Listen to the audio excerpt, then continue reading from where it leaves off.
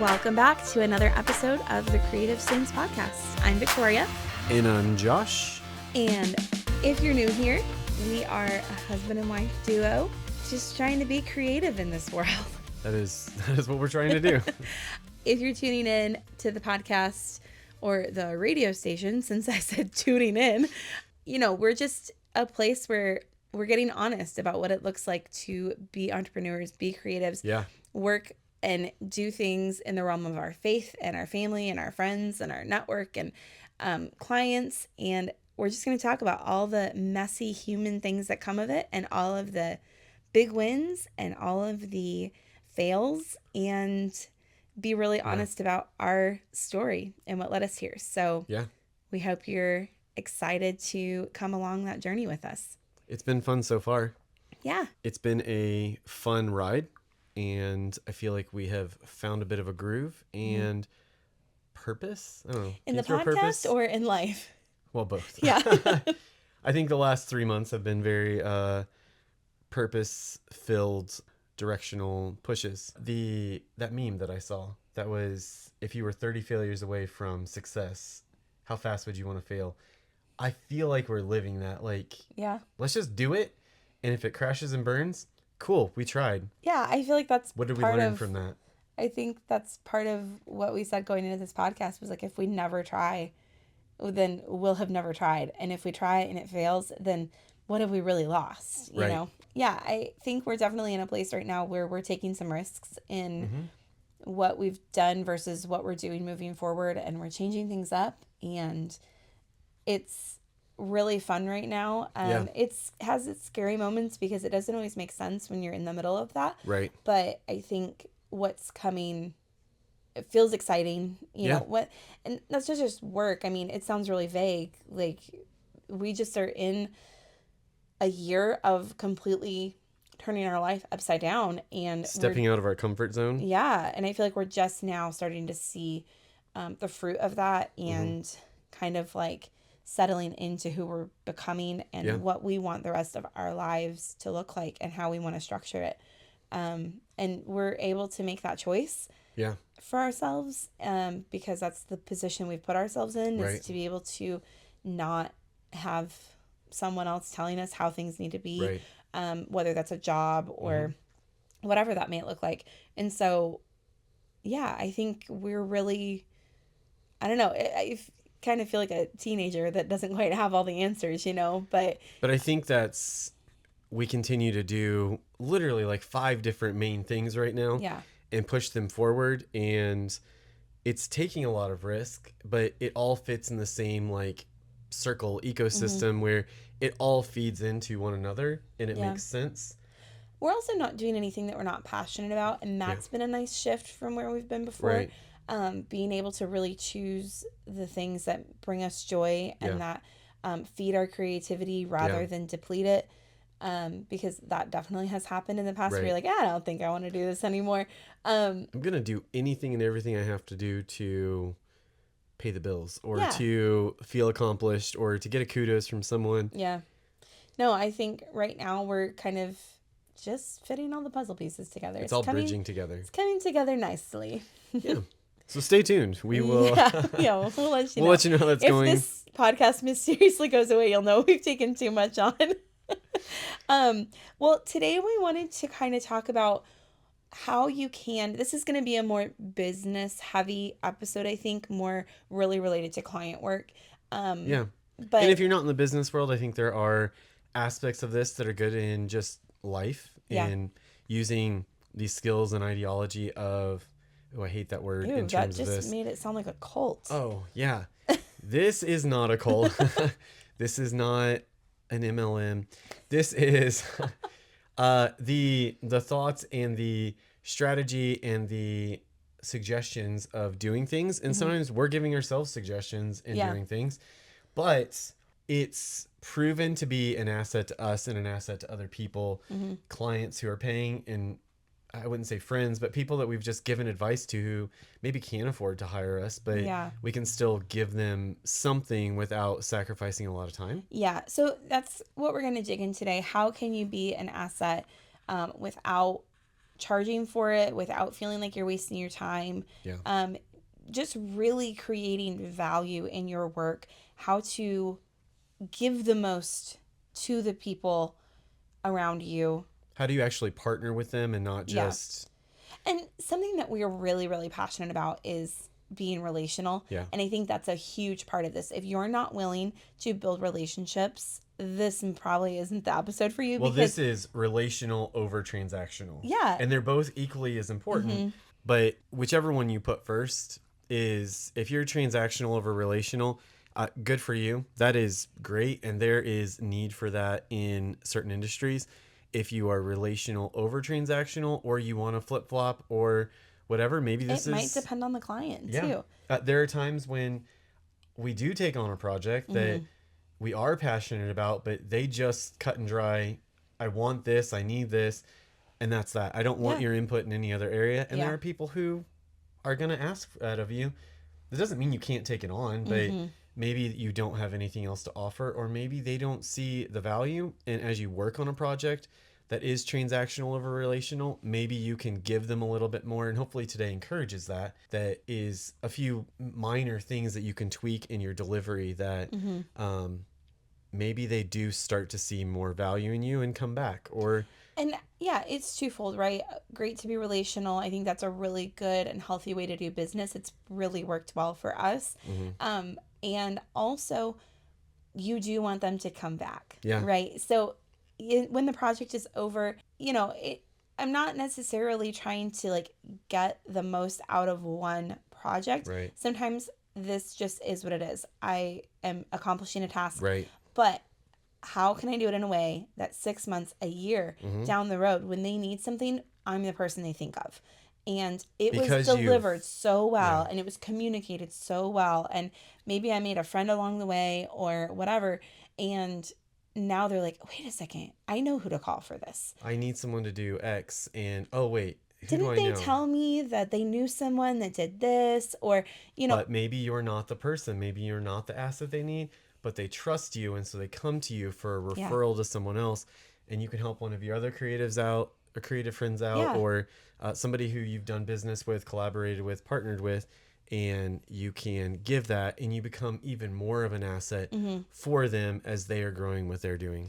Yeah. So I think really the crux of this is becoming a trusted partner with people, and not just accomplishing tasks. You're not just a task taker. You're not just checking boxes. You're not, but you are a trusted partner. Maybe you're not friends at the end of it, but you are someone that they trust, they can rely on. When they need information, they do think of you.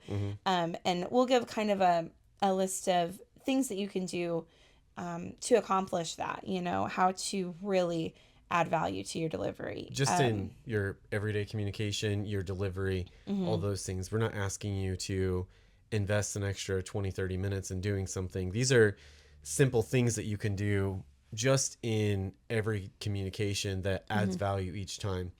I think Google has a copyright on trusted partner. Are you serious? I don't know. Do I have to delete it? No, you don't have to delete it. But I think that trusted partner is their techie, really? like engineering. Well, anyways, that was we're funny. not taking it away. I'm sure you can Google it and find out for sure. You're welcome, Google. You want to be an ad partner? Actually, Google, would you like to be a trusted partner on our podcast? We'll send them a pitch. I think one thing, we kind of intro, like if you're new here, and if you're not new here, you won't be surprised by this, but one thing for us, our business is our ministry. Yeah. That does not mean that every interaction and client we have is holy. That does not mean that we are talking about God in every conversation or about faith. That's not that. But for us, the way that we conduct ourselves and our business, and the way that we lead this and are trying to guide it through what it's becoming, is from a ministry perspective. Yeah. This is a thing that God not only called us to, but pushed us into, and we have taken it on, and it has worked. And there have been seasons where it didn't feel like it was working, but it's something that we've always come back to. And so this work feels very important to us. Yeah. What we do for a living feels more than just a job. It is our ministry. And so a lot of our work then comes from a place of serving and not just striving and accomplishing tasks and how much money can I make. Right. And yeah, that's all a part of it. But profit is a huge, like, profit and serving go together. I thought you were talking like a prophet, like a person. Like No. I'm talking about dollars. Okay. Dollars profit, not. I was like, wow, we're getting really deep on this one. We're not. No prophetic today. Okay. Profits, dollars. F-I-T. Yes, are equally as important in every step of the way. Yeah. But serving, it has to be sustainable. Right. But yeah. You can't just give your time away completely until you're a billionaire. You can't just give. And even billionaires don't just give away. There's purpose and strategy behind it. Value is key. So when you are giving these tidbits, you're adding value to the person. You're adding value to the project. You're adding value to your relationship with them. And for us, we do hope that people experience a light and a positive presence. I'm so glad you didn't say vibe. I am working so hard to cut vibe out of my vocabulary, but it's freaking everywhere. I know. But there is a presence that we're not going to smack you over the face with Jesus. Yeah. But we can be kind. We can be a positive light in someone's day that does reflect what Scripture says. It does reflect how we live our life, and how we do everything. But it doesn't have to be a knock 'em over the head kind of Bible situation. Yeah, no, I agree. And I think that, we really try to be very intentional about everything that we're doing. It's a very risky conversation today. Why? Jesus and dollars and Lord, navigating. Oh, we'll talk about tossing tables next week. Okay, so now that we've kind of nailed down what this conversation looks like, we were talking earlier about just some really practical ways to do this. Because I think that when to have this conversation, people might really be thinking like, I'm not giving away free work. I'm not spending more time on a project than I have to. Either. Yeah. I don't want to, great, adding value, being relational, all that stuff. But like, I need to kind of churn and burn and run through these projects and be one and done with them. And that's fine. You can do that. But how do you really, the point here is to add value so that they call you back again in 6 months. And not from a sales perspective or anything like that, but that you really are the person genuinely that they think of because your work was so good. And the work, yes, but also how you delivered it, not just what you delivered, but how you delivered it. So let's kind of go through a couple of practical ways that we've done it and that we think are best practice, I guess, for being an asset. What are some ways that you can be relational with your clients without being taken advantage of? Because there is also that tendency, and we've had it happen, where you are so nice and you're so relational and you're so friendly and you're like, hey buddy, on this project, we're also going to come out of it being best friends. And then you're like, oh my gosh, I just got screwed over. I don't want to be friends with you. So honestly, what is a way that you can kind of go into that? You can guard yourself and also be relational and add value without being taken advantage of. There's a mindset there of you are the professional going into that. That's before you start digging into any of this deeper. Yeah. You have to have that mindset yourself of I am the professional in what I do. They came to me, or I'm pitching them as the professional, and money is going to be exchanged. Yeah. That doesn't have to be your primary focus, but that has to be your mindset of I'm not doing this to be kind. No, I agree. I think that you have to trust your gut. You have to trust your intuition. You're doing this for a reason.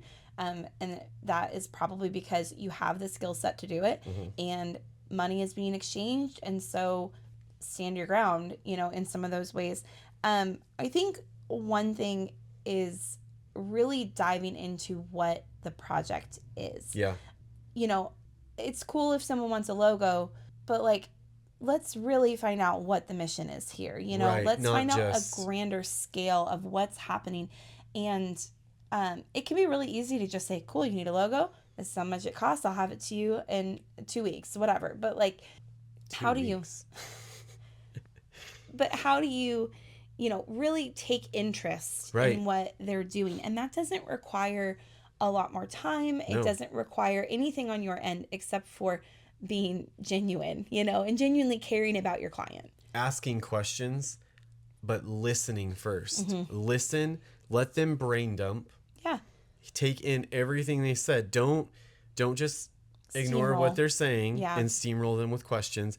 Listen first. Open your ears, listen, hear what they have to say, hear their pain points, hear their mission, hear their structure, hear what they've tried and what's not worked, hear their experience with past professionals that they don't like. Hear all of that and then ask questions. Know your questions well enough that you don't have to go through a list. You're asking these questions from memory based on what they've said. Yeah.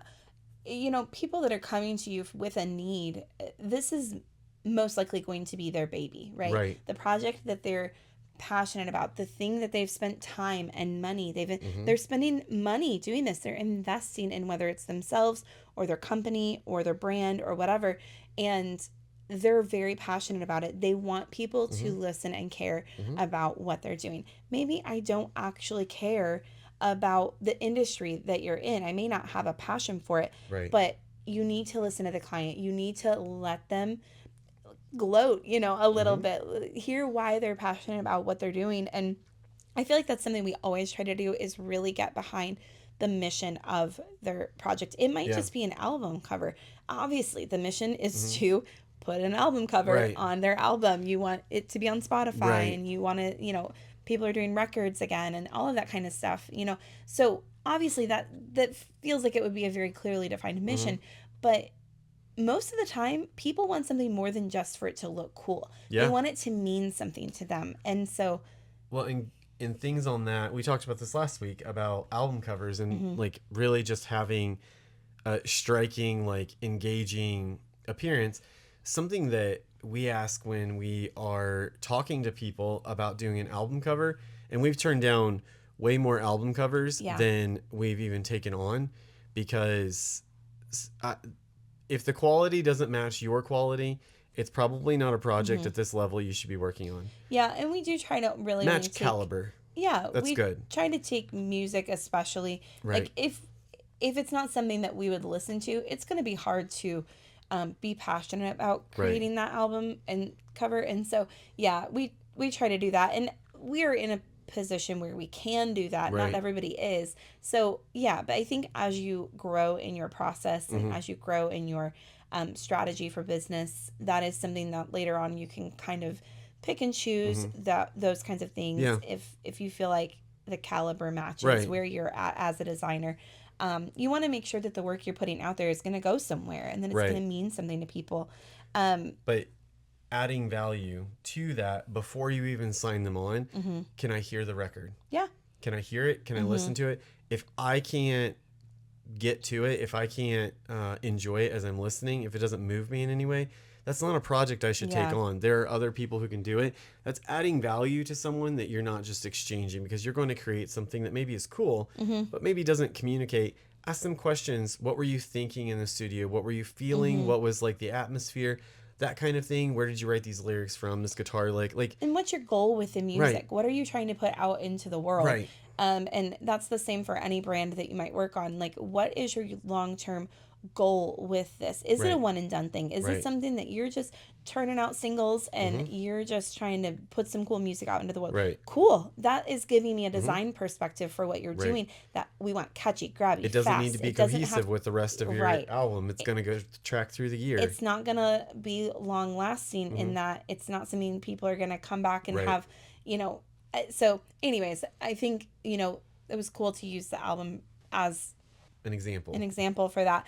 I think that really getting to the heart of what people are putting out into the world is really important, and they just are going to appreciate your interest in what they're doing. And I think that that is a simple way of adding value without anybody even really realizing it. But it's just conversational, bringing value to them in your insight and not just, okay, what do you need? I'm going to give that to you. I'm going Yeah. to deliver it to you and be done. Mm-hmm.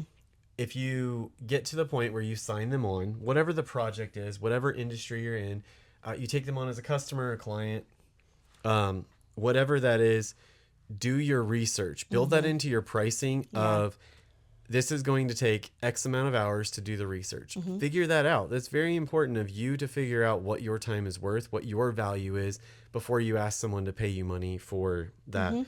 But take a look at their industry, take a look at other products that match no matter what it is.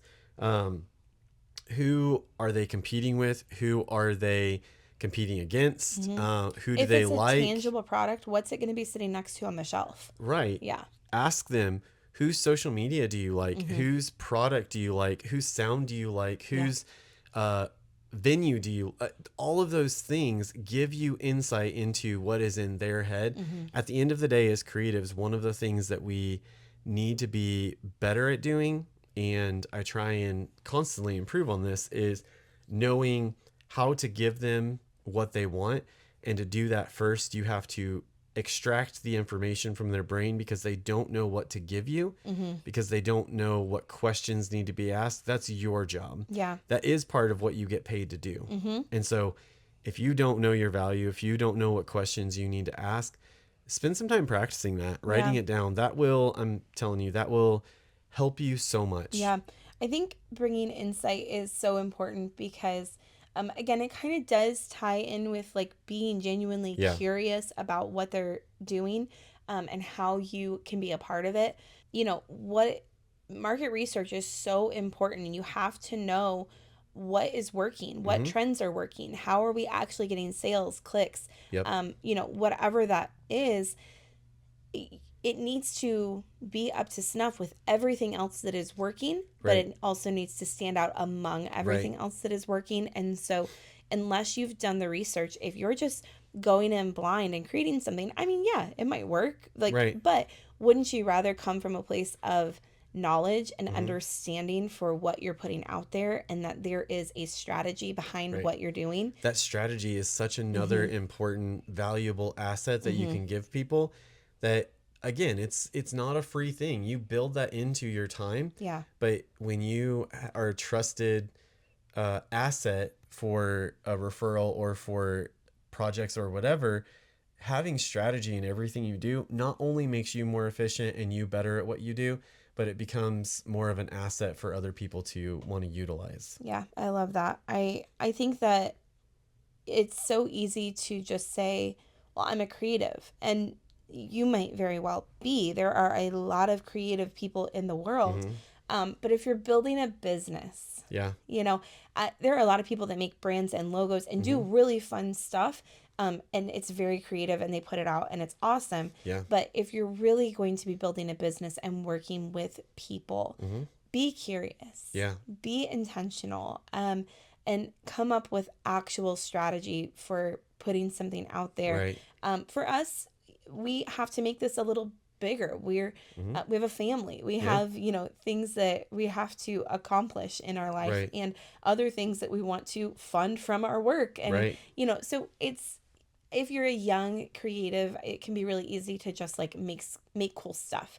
But I think that if you're really going to be doing this long term, working with clients, and entering this market, you've got to come up with strategy. And it might be the way you work might be different than someone else, and what you're able to offer someone might be different. We have the benefit of some years of doing this. We know what questions to ask. We know how to communicate with people. We're both pretty outgoing, and so, you know, we have that going for us. But yeah, I think that you got to get curious about people.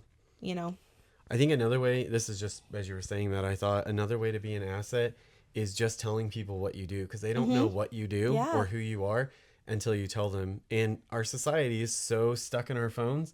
Oh yeah, let's get coffee sometime. But I realized in conversations over the last year, most people don't say, I do this. Most people don't ask, what do you do for a living? Or what are your people just don't ask that. And they're not curious anymore. That is like the utmost core of networking 101. Well, and how do you want to be known?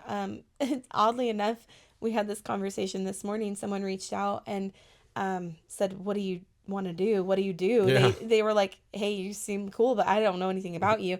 And you had the opportunity to say, here's what I do.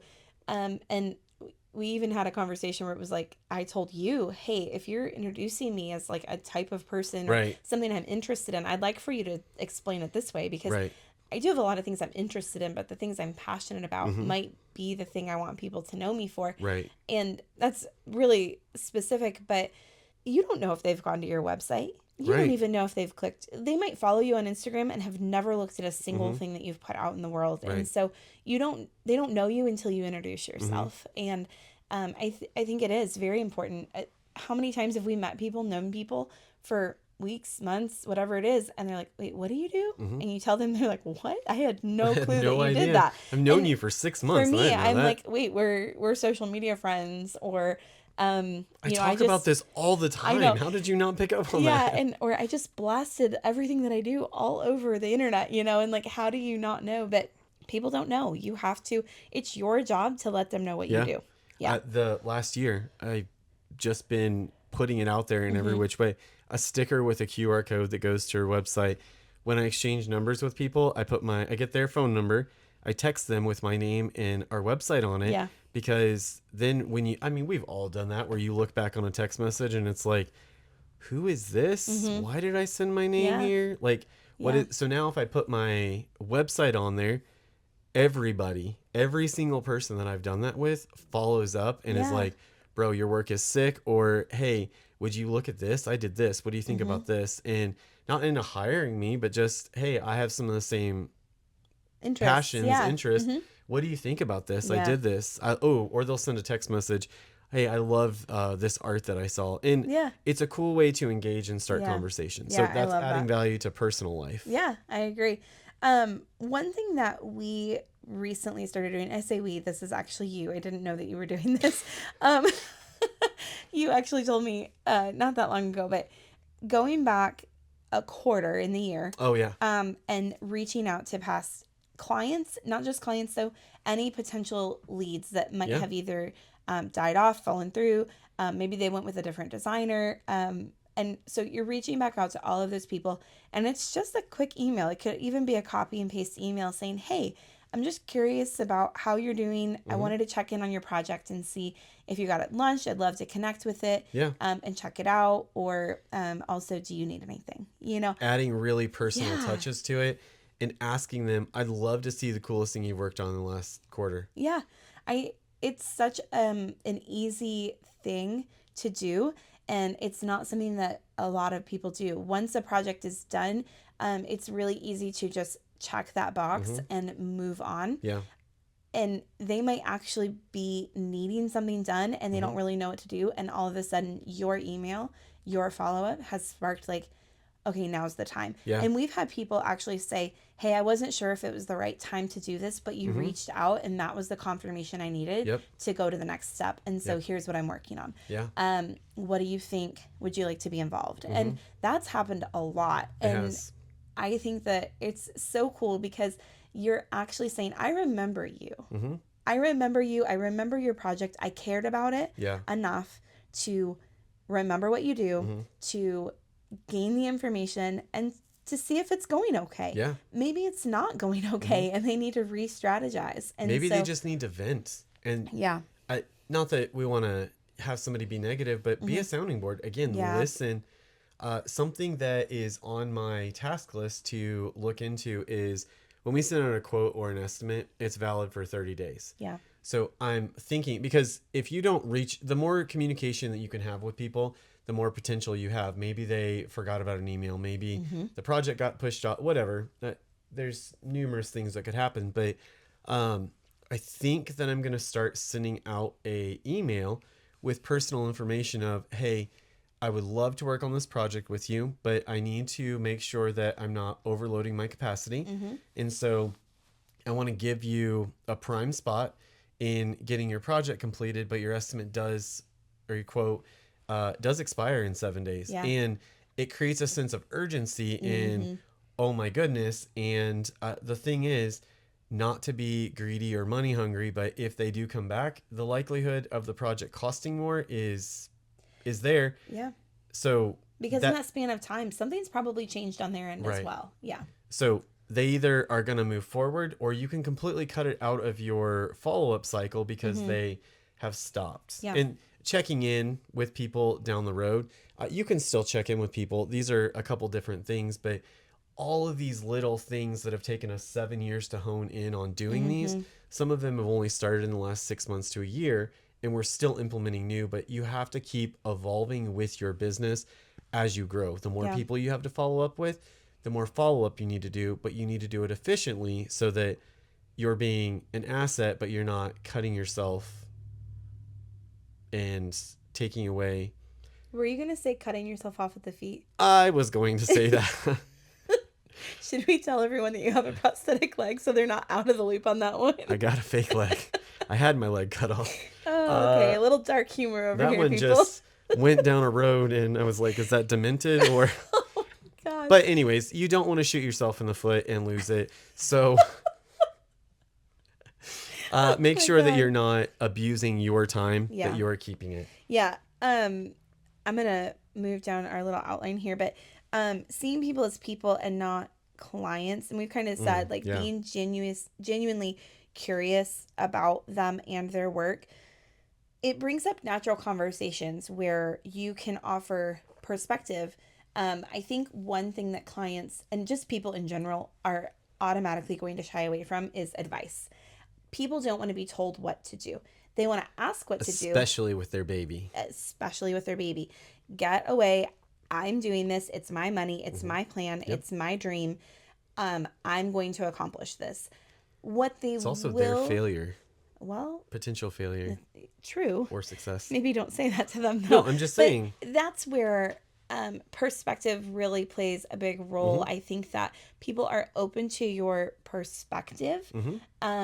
Hey, cool project. I love that you're doing this. Oh, I saw this thing the other day that I wonder if that would be a good thing for you to, and just offering some perspective around their project. Yeah. They don't want your advice. And even once they've hired you, most of the time, they don't want your advice. Do what I paid you for, and that's that. Yes. And again, that's not all the time. A lot of times people are very gracious and they want to kind of say, hey, you're the professional. I'm going to lean toward you on this one. But a lot of times people don't want advice, but they are willing to hear you out if you have good insight because of your curiosity, because you've done the research, because of all of those things that we talked about, you can offer perspective. And so that's a really great way to, it doesn't change your quote. It doesn't really add anything to you. Yeah. It does add value to them. And they are able to see you as someone that they can talk to, they can trust, they can come to. And again, down the road, they'll remember you for those things. That goes to something else that I've started doing in the last 3 months of, and these are just things that are actually getting conversations started and are getting people conversing. My conversation skills and communication skills are getting better because I'm doing these things. But when I'm in a conversation or I hear something or something reminds me of a person or a project, I will go and send them a text or send them an email and say, hey, I was in this meeting and we were talking about this project. I thought about your project and this would be a really cool thing for you to implement in your business. And the response to that is like, bro, that is sick. And I'm not asking them to hire me.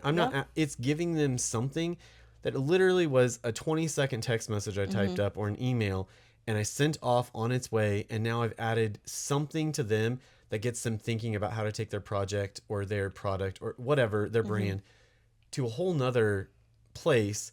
But I thought of them without thinking of them as a dollar sign or a client or anything. No, it matters so much. I think that in the midst of all of this, it can get a little muddy sometimes because if you're not careful doing all of these things, we're talking about adding value, we're talking about being relational, it can get a little muddy and you do have to be careful. There are people that will try and take advantage of your generosity of your curiosity, of people are going to push you to see how far you're willing, how nice are you? Yeah. Or how stupid are you? Or how cheap are you? Right. And so I do think that having the conversation around boundaries is important also. We're not saying that you should get stepped on or that you should do free work. That is not what this is.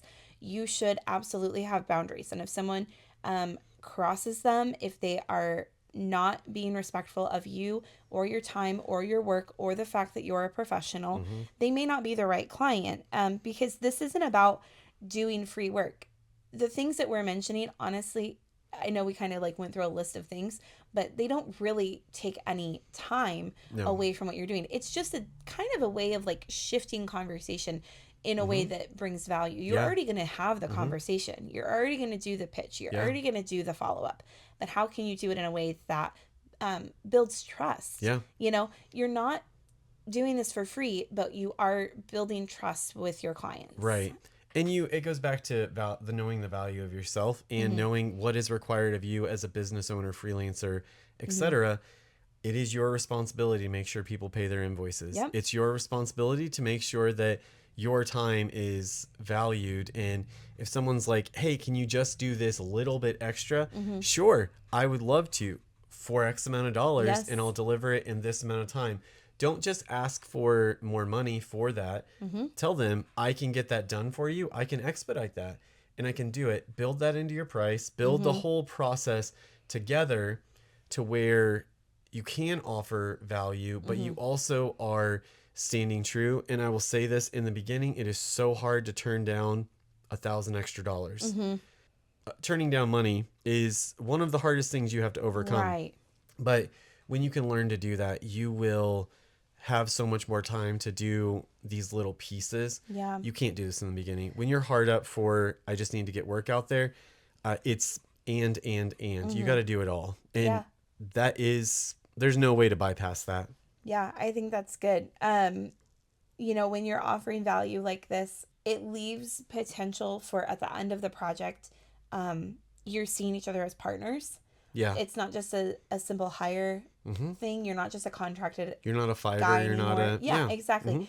I think that it can be really cool to leave the table and go, hey, we were partners in that. We built something together. We did you that. You own it. It's your baby. But like we did something together and it feels really good. And I care about it. Yeah, I think it's really important to really try and partner with people in that way and not just see them as a job. Yeah. I was going to say, figure it out. Get yourself in an efficient, scheduled manner. If you need help with that, I shamelessly will say, go back to the beginning and listen to all these episodes. There's some nuggets in it, and we're not the be all end all by any means, but you're getting with the Creative Saints podcast, the real raw. We've done this. You're getting some of the wisdom we've learned from our failures that have brought us to where we are today. Enjoy your failures and enjoy the ride of getting there, even in the hard seasons. But then start a podcast telling the world about them. Give when you can give, not taking away from your time. You need to have things stacked up, have ideas stacked up, have processes of how to implement these things, and you can give then. Well, give from overflow, right? Give from a place of like, it's already in me. Right. I'm just adding it to the conversation. It feels more natural. Yeah. When it feels natural, push forward and try it. You're going to have to tweak and edit yourself. Yeah. And if you're coming from a place of obligation, if you're coming from a place of like, oh, I have to do this and I don't really want to, everybody's going to feel it. It's always going to come across as salesy, and they're not going to reply, and you might as well blow into the wind. It's not going to... In order to gain overflow, you're going to have to do the work on yourself to really decide what type of business you're building and what type of clients you're going to take. And then that will come. It will be easy. It will feel natural and all of those things. But if you're doing it from a place of like, this is really hard work and this isn't even a project that I like and I don't even want to be doing this, but it's what I'm doing now. Like, that's not the time to try and dig into people's world. They're going to feel the awkwardness. So take some time to perfect your process. Spend a little time to build these little nuggets of how you can offer things. And it may require a 2 or 3 hour investment to sit down and figure, how do I do these things? But once it's figured out, you've spent 2 or 3 hours, and now that just goes out naturally to everywhere. Yeah. I think that it's cool because if you really can get to this place, your clients are going to come back because you made them feel important. Yeah. Not just because you made something cool. I think that that is awesome. And it's really going to lean into long-term partnerships in this. Yeah. And being partners and doing good work means that they're going to tell all their friends about it. Right. So there is benefit monetarily at the end of this too. Yeah, you're doing cool stuff and making friends and you have a really respectable, honorable business, but there will be referrals that come from it. There's things as simple as just being transparent of, we charge $5,000 for a branding package. Here's what you get, and here's all of this, but you're going to get all of this broken down. It's going to be in here, and it's going to help you to go where you don't have to think about it. Yeah, I love that. We kind of went through like what are some things that we've actually done to add value to people that don't take any time.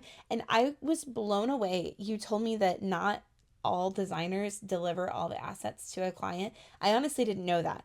That it's not industry standard. And something that we do on every project is delivering every version of the asset to the client. We've built it into our price. So it's not like we're giving anything away for free. When someone buys a logo, let's just say a logo or a brand package or whatever that is from us, they are getting every version that they need for that logo. Did you say it's 22? So I think it's versions? 22 per version, and inverted and transparent, and For in all their the colors, socials, and for socials, and for Facebook banners and all YouTube. the sizes. All of these things are built in there, so it's kind of dummy proof to, this is what I need to use for this aspect. And it's not, it is not a all inclusive everything, but at least gives you can take this into Canva or Adobe Express. You can put your transparent logo on a Facebook banner, on a YouTube banner, and boom, you're done. But you have this. It is something that has been industry standard, but it is not industry standard to give it. They give maybe 5 assets and a creative file, and they just jump and go. I don't give the creative file. I charge extra for that, but I will give you all of the assets. And depending on the project, one of our bigger projects we've had lately was 128 deliverable assets. And that's a lot. And if you ask people what is the brand package that you've gotten, it's going to be pretty shocking. I've seen a few in the last few months, and they really only get like maybe 25 assets. And you can't work with that when you don't know what you're doing. You're the professional.